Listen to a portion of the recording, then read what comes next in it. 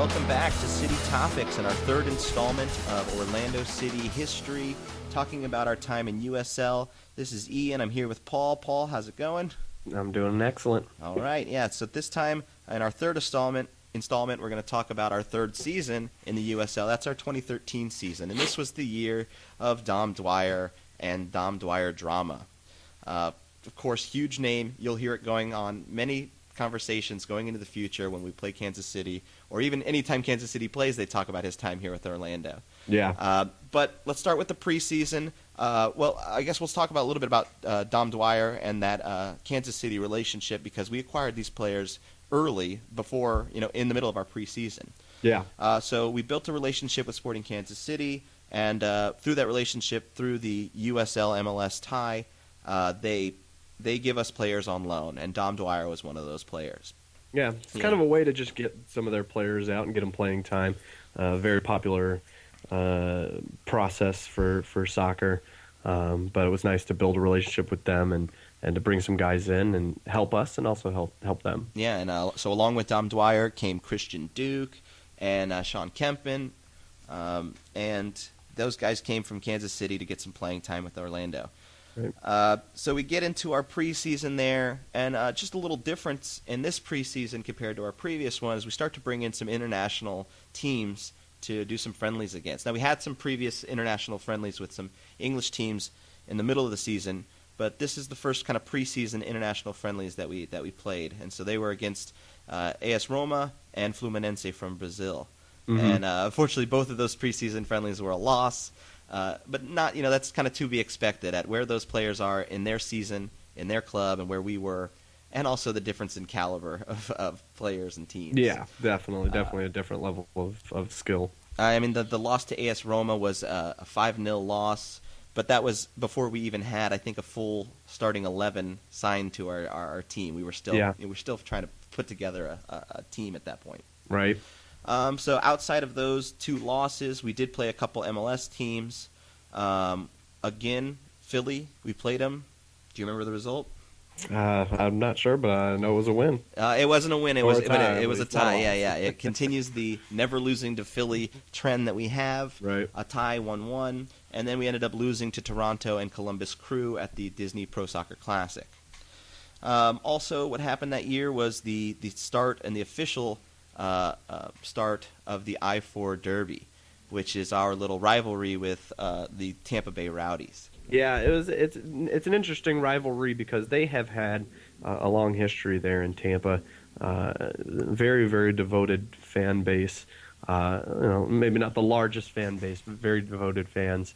And I think there was a lot of expectation from their fans as to what kind of growth they might have, and seeing a team come down, just a short distance away that might be kind of hopping over them to get into the MLS, I think might not have sat as easy with them. Yeah, especially so definitely created a little bit of rife between us. Especially with their history, they had an MLS team, they ended up losing that MLS team, so there was a lot of banter going back and forth, and a lot of feelings going back and forth. But in the end, Orlando City took that little derby contest in 2 wins against the Rowdies. Both of them were 3-2, 1 home and 1 away. Yeah. So that was the I-4 Derby. Just to kind of touch on other players that came and went, of course, we talked about Dom Dwyer and the eventual other 5 players that got loaned to us from Sporting Kansas City through the time. We mentioned 3 of them before: Christian Duke, Sean Kempin, Dom Dwyer, and then, of course, a couple other players came in for just short little stints, hardly even worth mentioning. But one was CJ Sapong, and one was Mikey Lopez, I think. So those players were kind of coming and going. It was a hectic season as far as where these players were coming from. Yeah, a lot of mixed feelings too as a fan base. Having guys come in and do we be excited? Do we not? Are they really part of our team? Mm-hmm. Again, it's a common process for a lot of soccer leagues around the world, but I don't think it's the most U.S. friendly process. We tend to be very, as fans, tied to the people that have a history with your team, and so it's something that I know I personally struggled with a little bit.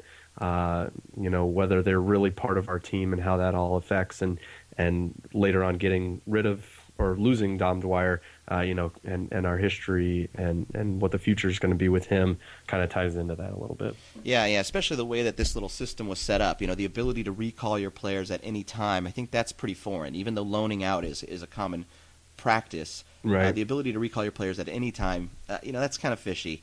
I think that stung the Orlando fans when they took Dom Dwyer back about halfway through the season. But, not to stick on that for too long, it's important to point out here that he was a league-leading goal scorer. In just a half a season, he put away 15 goals, which was the most goals of a single player in the USL history. And was this that was his rookie season, correct? He was fresh out of college. No, I think he spent some time with Kansas City before he ended up coming here. But so he was the stat leader up there that season. We did really well. We actually ended up finishing second in the table behind Richmond Kickers. So we ended up with 54 points on the season. That was with 16 wins, 6 ties, and only 4 losses. And that was only 1 point shy of the league leaders, with Richmond Kickers finding 55 points that season. So. Yeah, first time we missed out on the regular season in our history there. Yeah, but they were, that was a really good team, the Richmond Kickers. But even though we lost that regular season, we ended up still taking home some silverware in the playoffs. We finished the playoffs and won that whole series and ended up with some silverware. So that was another crazy game. Do you remember that game, Paul? The playoffs?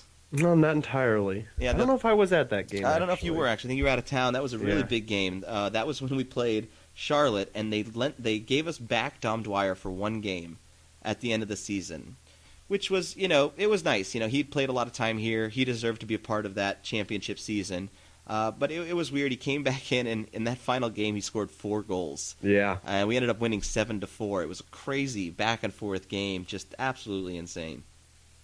Also important to point out that was our biggest attendance that we'd had in our USL history, and actually of our history so far, where we packed the Citrus Bowl with 20,000 fans. Yeah. Oh no, I think I actually was at that game, and that was actually not only a record for us. I believe that was a minor league record across the country. Oh, I think that's true. Yeah, it was a pretty big deal. It hit the news. That was a big deal across the airwaves. It was actually funny, especially a side note here for those who are local. We're trying to build an MLS team. We're getting closer to an eventual announcement that we would be moving into the MLS. And our local news teams ended up putting a little bit more emphasis on a Florida Gator football game. I believe that was happening that weekend, and not covering a record attendance championship game for a future team here in Orlando. So that was just kind of an interesting. Oh yeah, that's interesting play. Well, that was when the Gators were doing pretty well. Yeah, I think that wouldn't happen again, especially with the MLS announcement. I think Orlando City might start getting more of that attention. Right, we definitely hope to see that. Just a couple points on the stats. Of course, Dom Dwyer with 15 goals. He was our team leader. But Jamie Watson coming in with 10 goals on that season. Really, Dom Dwyer's presence didn't just help himself. Really brought Watson up and ended up tallying 10 goals on the season and 7 assists. So that's a pretty good season there for Jamie Watson. Yeah, that was really a huge thing because Jamie was kind of believed. I think that he was maybe starting to fade a little bit. Yeah, his last season was not too impressive. Last season was kind of a little bit of a disappointment for him, but definitely still an impact playmaker. But to see him kind of revived and to see him have the impact that he did was huge for our local fan base and for our team and for a guy that meant so much to us. Yeah. And then another point to make, Luke Bowden in there again with 5 assists, so kind of continuing his trend from the previous season, not just as a defensive stable presence, playing in there in almost every game, but also coming forward, being in the attack, creating opportunities. Another good little stat point there for Luke Bowden. Yeah.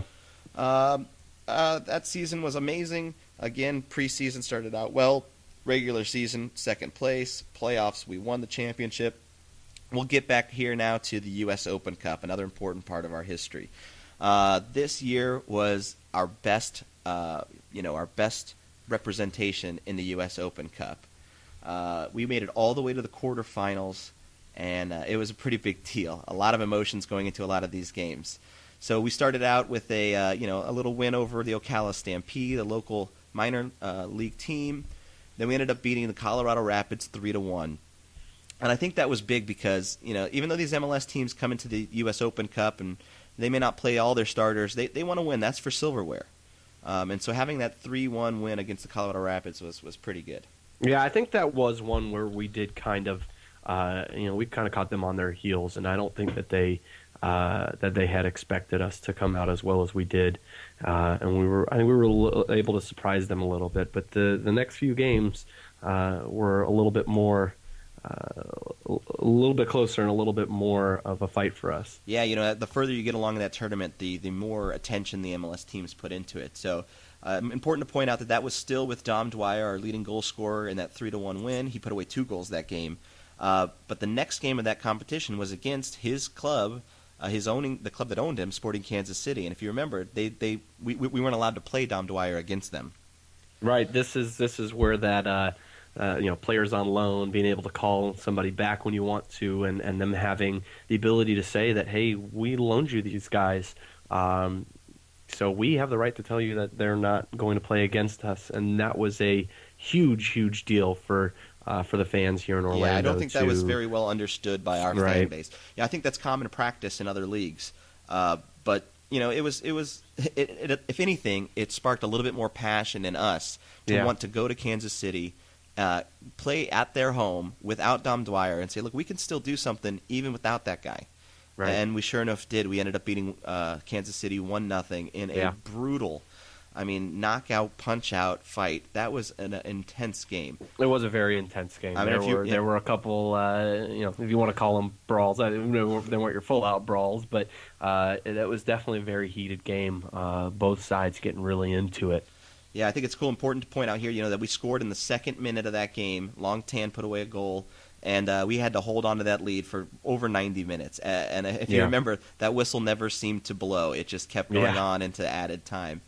I'm pretty sure Aurelian Collins still remembers that game. We'll have to maybe ask him now that he's with us. But he was there at that game, and that was probably a tough loss for them. Yeah. After that, we went to the quarterfinals. We were all pumped up, and we ended up getting our butts kicked by the Chicago Fire in a 5-0 loss. I think a game seeing 2 red cards for Orlando City. It was devastating. Yeah, it was a rough game. I do remember kind of coming out and I not to say that we weren't ready, but it was definitely a rough start to get a couple red cards. I believe one came very early, and definitely put us back a little bit and put us on a long road to possibly come back, which we weren't able to accomplish. Yeah. So that was 2013. Great season. Couple take-home points there. Continuing our trend against Philly, never losing. A little bit of redemption after Kansas City knocking us out of the U.S. Open Cup the year before. We knocked them out of the U.S. Open Cup this year, so that was nice. And then that decisive win against Colorado, I think we're going to see here in the future of a little history, a little rivalry coming from Orlando to Colorado in the future. So great season. Dom Dwyer definitely sparked a little bit of a fire here, and especially in such an important season where we're really, really fighting for that MLS bid. Yeah, and I keynote too. I believe that it was in this year that the announcement had come that the New York City FC was actually going to be an MLS team. Mm-hmm. With our trying to establish a fan base, establish a winning team, a competitive team, to potentially build a stadium, to do all the things that we were requested to do to be considered as an MLS team. We're going to see a little bit of, at least for us, a rivalry with the New York City FC team that's going to be starting in the MLS next year as well. And so to see somebody that hadn't been putting in that effort awarded a team definitely meant a lot to our fan base. Yeah. And would establish kind of a tension going forward here. Yeah. All right, I'll point out here now that there's a lot of things that we can't touch on, haven't touched on in these little mini casts. Feel free to comment below, put your opinions, any other notable events that happened that changed our history. We'd like to hear them. And that's it for the 2013 season, so stay tuned.